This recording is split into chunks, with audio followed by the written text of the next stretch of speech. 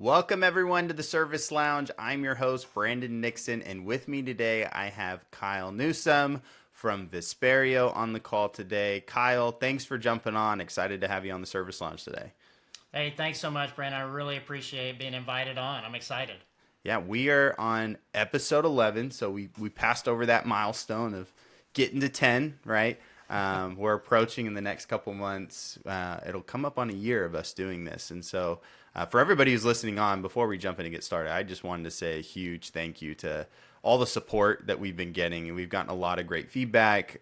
We have a lot of speakers lined up for the next year, and it's all because you guys are seeing value in what we're putting forward. So appreciate all the support. And Kyle, appreciate you supporting. I know we were featured on your podcast over there at the Multi-Point Inspection podcast that you guys sponsor as well. So, yeah, excited to have you on here today. So, for everybody listening on, Kyle, I always like to start off. Can you kind of give a background, who you are, where you came from, and, some of your industry experience, things like that? Yeah, so I always like to say I kind of grew up in this industry. I don't want to say I chose it, right? It was just kind of there for me, and my family actually owned and operated multiple different businesses when we were growing up. So, and one of those businesses was an auto mechanic shop, and then we had a body shop as well. And so I grew up around that environment and started to work for, eventually shifted into starting to work for a Ford dealership and worked for Ford dealership for a while, and then naturally kind of grew through the ranks and ended up working for bulk of my career with the Van Tile Group with Larry Van Tile. And that was amazing because I got to meet so many different people. And, it's always fun when you go through kind of that transition, right? You start as a technician, maybe it's a lot porter, and you kind of go to advisor, you go to a team lead, whatever it might be, then a manager, and then eventually, an FOD, hopefully, if that's the path that you're really looking to go down. And so I went through the acquisition with Berkshire Hathaway Automotive. So I spent about 2 decades, a little over 2 decades, really in that space, primarily all in fixed operations. So our background is 100% fixed operations. Love And it. then in 2023, I partnered with a couple of amazing guys, Tom Finnan and Vic Keller, and we started VISPERIO. And so here we are now, a couple years later, right?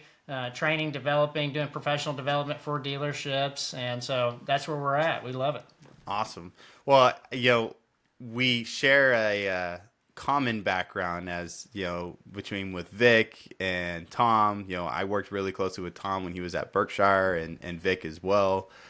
So it's been exciting to kind of see you guys all come back together and start to execute at a real high level. So, excited to have you on here. And I think there's going to be a lot of information that we're going to be able to take away. I really want to pick your brain for everybody who's listening on right now from the fixed ops side, based off where the industry's at today, because you've been in the business for quite some time going through. I'm not trying to age you out, but I'm saying you've been in the business for a while. I want to, get your insight. You've seen the ups and downs in this industry. And, I think I just posted a video not too long ago where I was saying the one thing that's the most consistent thing in this industry is the uncertainty of, what's going to happen, right? There's always change. There's always an ups and the downs. And today it's the, people talking about tariffs and the change in the administration, and tomorrow and 6 months from now, it'll be something else, right? There's always going to be something popping up. But from your perspective, where are you seeing the industry now, and what are you hearing from managers out there?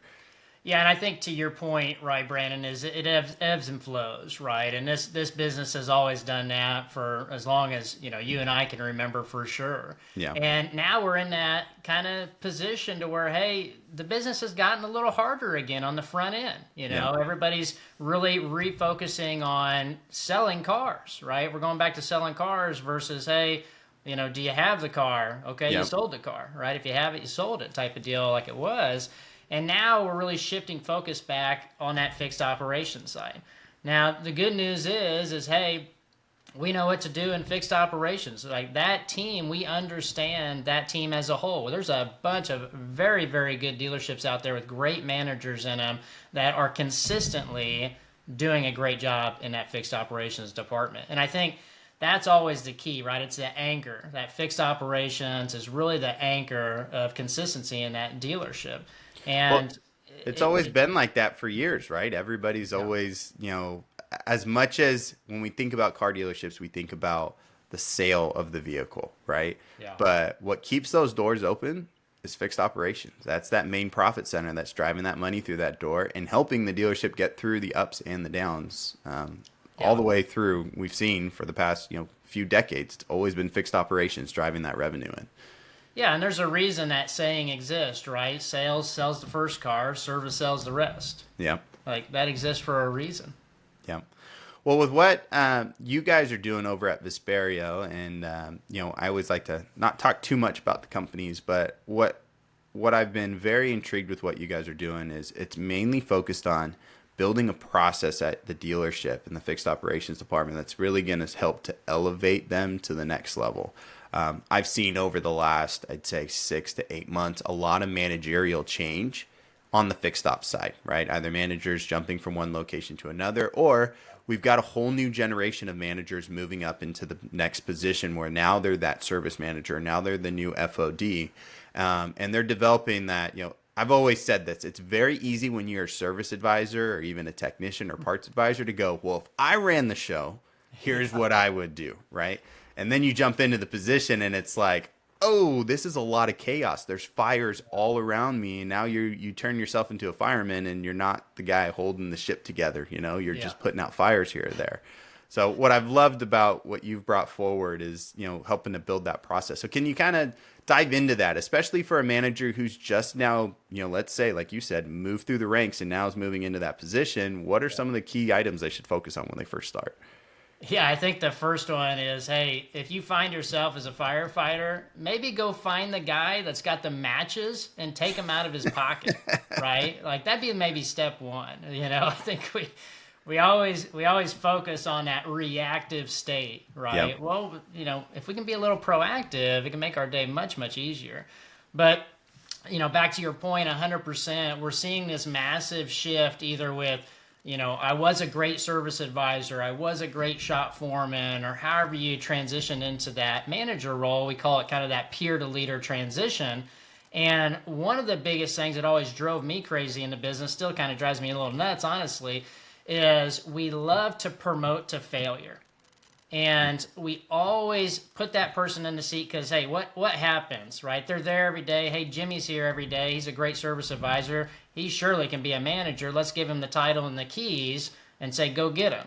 Well, what did we do to really help Jimmy understand what needs to happen in that role? Because odds are, right, he watched somebody do it for years and more likely either love that person and he's going to try to emulate exactly what they did, Yep. or it's the exact opposite. Right? Yep. Maybe there's a couple things they like, but more likely there's 90% they're like, I'm going to do this totally different.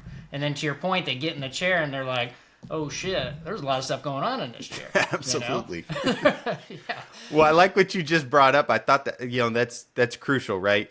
It's important, especially from like a general manager's perspective, when you're promoting within. Who was the person there before? Who did they learn from before? Because I agree with you. It's either they really liked that manager and that manager retired and great, there was a good process before and you just moved the right person into the next role. I'd say that would be a more rare scenario than often, right? Majority of the time it's that, lead service advisor who's like next for that or next up and ready to move in and ready to just shake the tree because he didn't like the manager process before. Well, guess what? That's the only thing he was able to learn off of, especially if he's been there for, a few years. That's the way that he learned to manage. You're going to see a repetitive cycle there. So I agree with you, making sure you put the tools to those managers to get them trained up, right? Get them ready to take on the challenge of leading the department. Yeah, and we see it all the time where you have a new manager coming in. And this happened to me when I was in my early 20s is when I really got my first store to say, okay, here's the keys, Kyle, good luck. And that was kind of that was it, right? That's what you got. And then I was told, hey, CSI's in the tank, you got 30 days to fix it, or I don't know if this is going to work. Okay, well, it's been in the tank for 2 years prior to me, but yeah, 30 days, that seems pretty fair, right? So fast forward, right? But in that role, it's like, okay, well, what do I really need to do? What's the most important thing? Because I can tell you from personal experience, right? And we've seen this with managers even to this day, right? To where they get in that role and then they see what that past manager is doing. Maybe it's their, the month-end process is always one of my big pet peeves, right? Mm-hmm. Because I don't understand why it's so stressful. It's just another day. You got to run a few more reports, but if you're buttoned up and you have a process, it's just another day, right? Yep. And we make it so hectic all the time to close out the month, our month-end process. Now we're focusing on open repair orders. Well, what were you doing 3 weeks ago? Like, you don't look at that stuff 3 weeks ago. Like, no different than in sales. We try to make the month in the last 3 days, right? It's kind of a odd scenario. Well, what were you doing the first week? Yep. And so, to me, it's really understanding, hey, helping those managers know what is important. What's the most important thing I need to be doing right now, right? And that varies per store, per manager, but really helping them understand, hey, what do we really need to do? Do I need to sit in my office for the next 4 hours and run reports? Probably not, right? If there's a line at your door, and this is something that always happens, right? You're a manager, you're sitting in your office, and there's constantly people coming into your door and asking questions. Happens pretty much everywhere. Well, if we start documenting down those common questions, hey, what are people really asking, right? And we start documenting that, and then say 2 weeks later, we look at our list and we say, hey, I seem to get asked this question 20 times a week from 10 different people. Well, do you have a process for that? Does everybody understand what is expected of them in that situation? Well, probably not if they're asking you all those questions. So it's just slowing that process down, because to your point, it's so reactive. There's so much going on. It's okay to slow down a little bit, right? Get out on the service drive. Maybe talk to your general manager and say, hey, I know I'm supposed to have this report done, or this done by 10 a.m. every morning. I'd really like to spend a little more time on the service drive in the morning. And then can I get that to you by 2? Like, can we shift that expectation a little bit? Yep. Because I think the priority is really on the service drive with the advisors, because there's some chaos going on, and I want to fix that first. Well, I'm sure there's people listening on that are just about to take that next step, right? Maybe that opportunity is right in front of them and they're about to move into that position. I think that's a great takeaway that you just gave. And I would even push it even further, that don't wait until you're in the role to lay out that plan. Start building that plan right now, right? And not many people have that opportunity. A lot of times it's like, hey, here you go, here's the keys, run and just go. But if you do have that opportunity early on when you jump into the role, have that conversation with your general manager. Here's my plan. I'm not going to come in here and just start shaking everything up. I need to do some observations, slow down to speed up, and we'll get the results there. I need you to be, side by side with me throughout that process, right? Yeah. In building, we have our SOPs, as we call them, our standard operating procedures at our company. And I'll tell you, even a lot of my team, even myself, when it's like our COO comes to us and goes, okay, well, where's the SOP on that? I instantly go like, oh, man, just another SOP that I got to go type out and build out. But I will say one thing that's helped lately, and I know a lot of people are talking about it in the industry, is utilizing AI to get your stuff started and your documents started and your processes started. Like you said, if you're getting questions consistently from these individuals, start documenting that. And then at the end of the week, go throw it into a chat GPT and say, hey, here's the most common question I got this week. Can you kind of help me outline a standard operating procedure and a training plan? And so that you can go out there and set that up for the next week. It's amazing what you'll see, some of things like that, like AI technology to help you because you're so busy. Well, you may not have time to go build a 4-page document explaining exactly how they address that, but you could use tools like that to help and get things done very quickly. Yeah, I think that's a really good point. And we utilize that, I know, in our company with the feedback piece, and really just even understanding, maybe I'm a manager and I've got 20 different things that I'm getting generic feedback on from technicians, advisors, BDC, whatever it might be. To your point, throw it in ChatGPT, give it a good prompt, right? You need to give it some good instruction and direction, and then just say, hey, what's the common theme here? And so then they could categorize that, and then you can say, okay, out of these 5 things that it kind of categorized down to, what's the most important thing I want to work on? And then we pick that one thing and one thing only, and we tackle that one thing. Well, and I think also when you identify those certain areas that the service department need to improve, right? And you start focusing on that, let's say it's for a week or whatever it might be.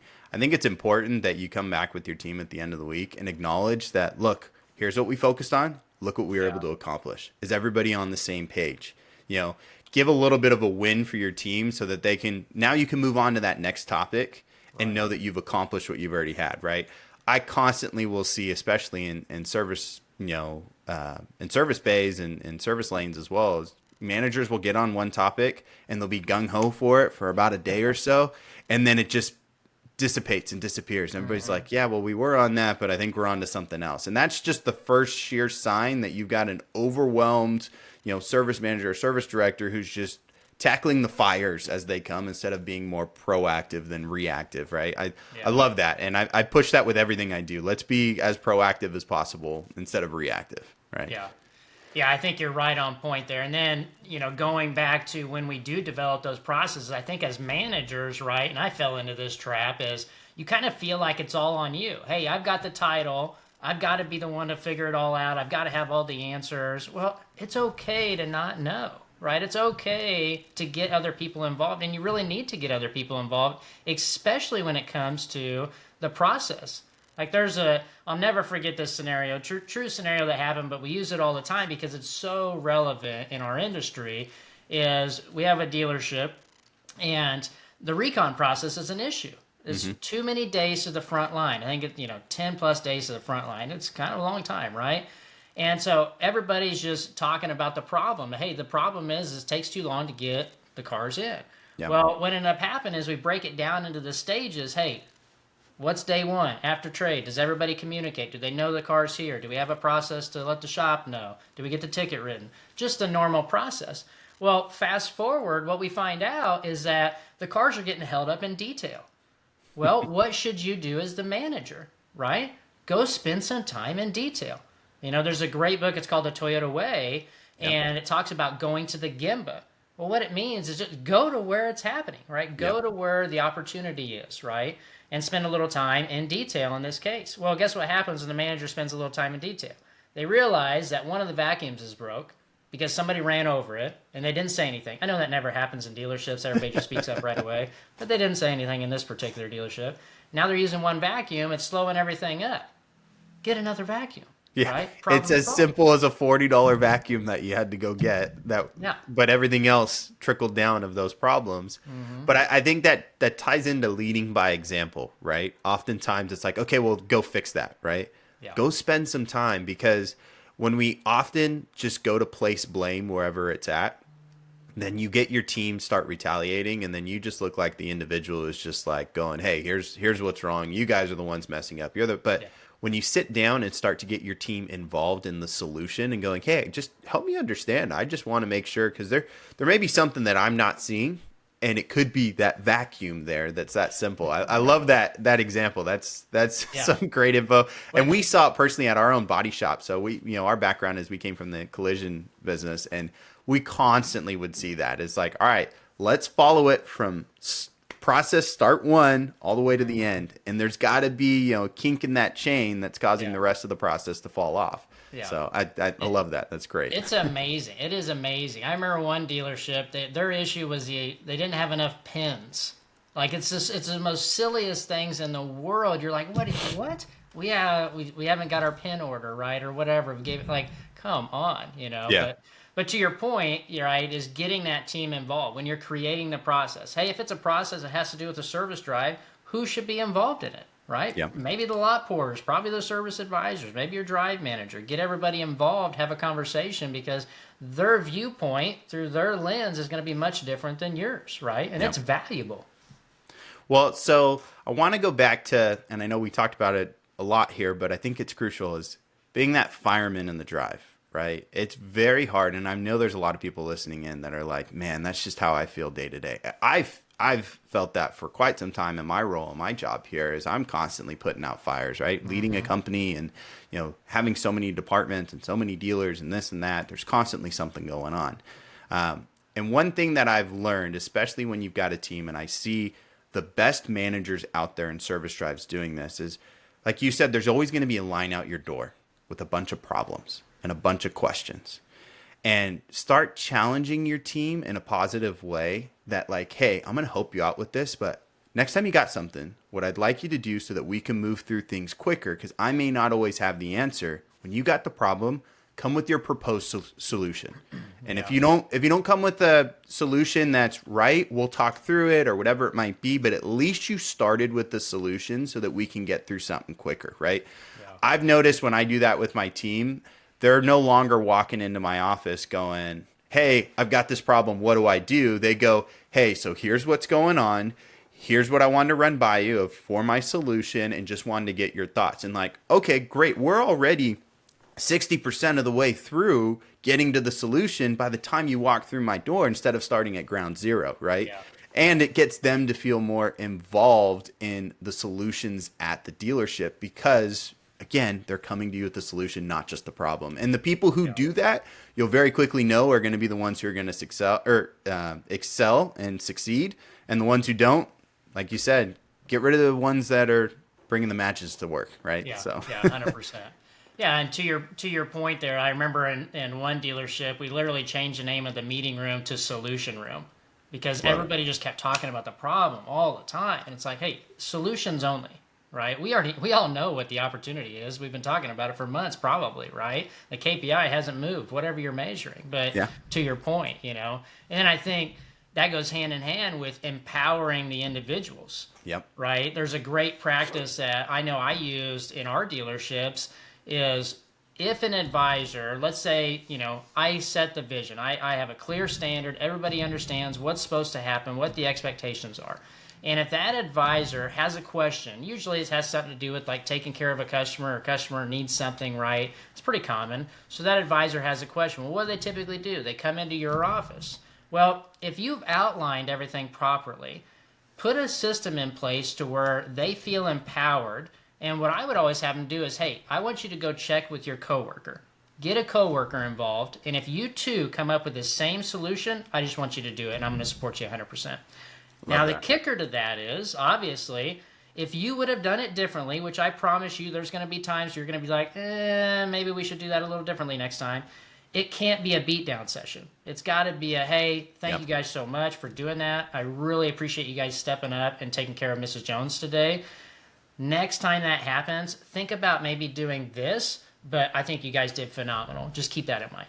Absolutely. Something simple, right? So I had a business coach early in my career, and I actually still work with him today. And he always his early advice to me was, especially when you're leading a team, you got to continue to blow up their balloon. Don't pop their balloon, right? Yeah, and really we good. constantly, and that analogy is, like you said, don't have it be a beatdown session. There's times where you just want to come in and just like throw a stapler at the wall going, what the heck are you got going on? But you're going to pop that balloon and they're just going to be deflated. And ultimately what that's going to affect is the customer experience, right? Because the next time that person who's customer facing, because the reality is us as managers, we're oftentimes not the frontline customer facing. We've got our team there, right? So we got to keep their spirits at a certain level. And the ones that don't, you'll be able to very quickly realize, like, okay, I got to make a change there.